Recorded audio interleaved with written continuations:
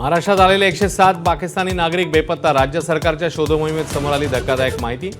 राज्यामध्ये 5023 पाकिस्तानी नागरिक, पण फक्त 51 लोकांकडून वैध व्हिसा कागदपत्र.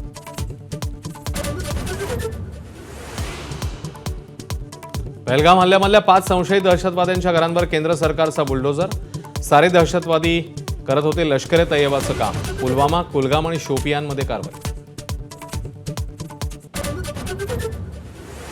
पहलगाम हल्ल्यानंतर काश्मीरमध्ये कसून शोध मोहीम. दहशतवाद्यांच्या मागावर भारतीय लष्कर. एनआयए सह तपास यंत्रणांकडून पहलगाम शोपिया भागातले शेकडो संशयित ताब्यात.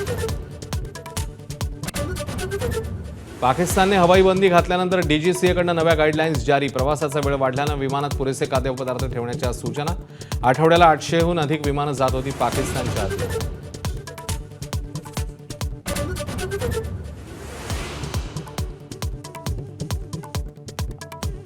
पहलगाम हल्ल्यानंतर लष्कराकडून काश्मीरच्या सुरक्षेसंदर्भात ऑडिट रिपोर्ट केंद्राला सादर. पर्यटन स्थळांवर हेलिकॉप्टरद्वारे ठेवणार नजर आणि टेळणीसाठी एकात्मिक नेटवर्क बनवण्याची शिफारस. मार्च महिन्यातच निश्चित झालं होतं हल्ल्याचं ठिकाण आणि स्थळ. लष्कर तैयबाच्या सैफुल्लाच्या नेतृत्वात 5 कमांडर्सनी रचला कट. पाकिस्तान आर्मी आणि आयएसआयचाही कटात सहभाग असल्याचे भारताकडे पुरावे. पाकिस्तानच्या आयएसआयकडून जम्मू काश्मीरमध्ये आणखी हल्ले करण्याची गुप्तचर संस्थांची माहिती. भारतीय रेल्वे काश्मीरी पंडित निशाण्यावर. जम्मू काश्मीरचा उत्तर, मध्य आणि दक्षिण भागासाठी अलर्ट जारी. पहलगाम हल्ल्यामध्ये मरण पावलेल्या काश्मीरी तरुणाच्या कुटुंबियांना एकनाथ शिंदे यांची 5 लाख रुपयांची मदत.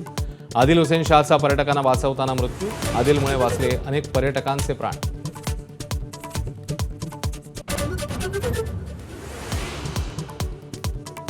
वेळ आली आहे एकत्र येण्याची. मुंबई आणि महाराष्ट्रासाठी शिवसैनिक तयार आहे. उद्धव ठाकरेंच्या शिवसेनेचे ट्विट. राज आणि उद्धव यांच्या साध प्रतिसादानंतर एकत्र येण्याची चर्चा जिवंत ठेवण्याचा प्रयत्न. 12वीचा निकाल मे महिन्याच्या पहिल्या आठवड्यात जाहीर होण्याची शक्यता. 10वीचा निकाल मेच्या दुसऱ्या आठवड्यात जाहीर करण्याचा बोर्डाचा प्रयत्न. पुरवणी परीक्षेची तारीख देखील लवकरच जाहीर करणार. भिवंडीच्या राहणाल गावात फर्निचर गोदामाला आग. 7 ते 8 गोदामं जळून खाक. आगीवर नियंत्रण मिळवण्याचे प्रयत्न.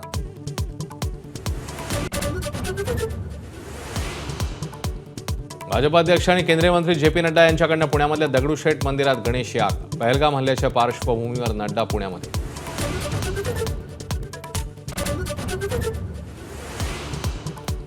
पश्चिम रेल्वेवर आज दुपारी 1 ते उद्या रात्री 12 पर्यंत मेगा ब्लॉक. 35 तासांच्या मेगा ब्लॉकमुळे लोकलच्या 163 फेऱ्या रद्द. मध्य रेल्वेवरही उद्या सकाळी 8 ते दुपारी 12:30 पर्यंत मेगा ब्लॉक. मुंबईतला एल्फिन्स्टन पूल 2 दिवस सुरू राहणार. नागरिकांच्या तीव्र विरोधानंतर एमएमआरडीएकडून बैठकीचं आयोजन. तोडगा निघाल्यास पुलाचं काम सुरू होणार. आयपीएलमध्ये हैदराबादचा चेन्नईवर 5 गडी राखून विजय. तिसऱ्या विजयामुळे हैदराबादच्या आशा जिवंत, पण 7व्या पराभवानंतर चेन्नई प्ले ऑफमधनं बाहेर पडण्याच्या उंबरठ्यावर.